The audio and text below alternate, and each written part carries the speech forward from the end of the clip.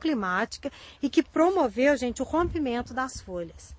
Essa folha aqui, na verdade, a tendência dela, ela nunca mais se recupera, a tendência dela vai ser, na verdade, cair. Então, quer dizer, uma chuva de granizo, dependendo da intensidade que ela ocorrer em alguma região, ela interfere diretamente no processo fotossintético.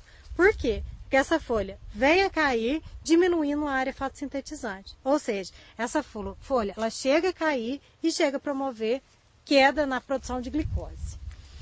Outra característica aqui é o déficit hídrico acentuado. Por exemplo, nós estamos agora no mês de junho. O mês de junho, por característica da nossa região, é um mês de seca, né? Coincidindo aí com temperaturas baixas. A nossa região, na verdade, ela passa por 6 meses de seca e que, na verdade, nós precisamos desse déficit hídrico para que a florada seja induzida. Só que o grande problema é que quando chega o mês de setembro, começo de outubro, as chuvas ainda não iniciaram. Aí outro problema passa a acontecer. Por quê? Porque no início de outubro, a planta recomeça o crescimento vegetativo. Ela começa a crescer novamente. Só que para que isso aconteça, para a produção de glicose, para alta taxa fotossintética, precisa justamente ocorrer o quê? Disponibilidade de água. Porque no processo de fotossíntese ocorre a quebra da molécula de água, né? A liberação de oxigênio que nós vamos respirar, que a planta vai respirar também, e aí sim começa o processo de crescimento, a retomada do crescimento da planta. Se nessa época do ano ocorrer um déficit hídrico, como em alguns anos ocorre, associado com temperaturas muito elevadas, a planta pode começar a sentir, inclusive trazendo prejuízos severos para ela. Outra característica é justamente a luminosidade. Por mais que o café suporte os 50%, ou seja, ele é adaptado para esse tipo de luminosidade, só que quando o sombreamento ultrapassa os 50%, aí passa a ocorrer o déficit de radiação solar.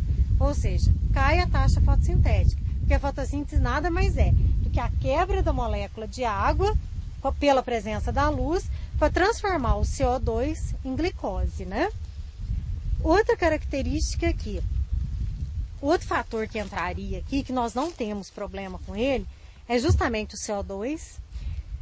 Então, a perda de água para a atmosfera e o CO2 que é absorvido, a perda de água por transpiração e o CO2 que é absorvido, eles são absorvidos pelos estômatos, né, que são estruturas que estão na parte inferior da folha, né? No cafeeiro nós não encontramos nenhum estômato na parte superior, só na parte inferior.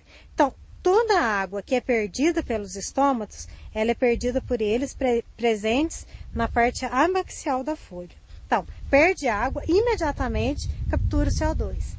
Esse CO2 aqui, ele vai ser utilizado para a produção de glicose. Vocês acham que nós temos problema com CO2 atmosférico? De jeito nenhum. Muito pelo contrário. Hoje o grande problema que nós temos na nossa atmosfera é um excesso de CO2.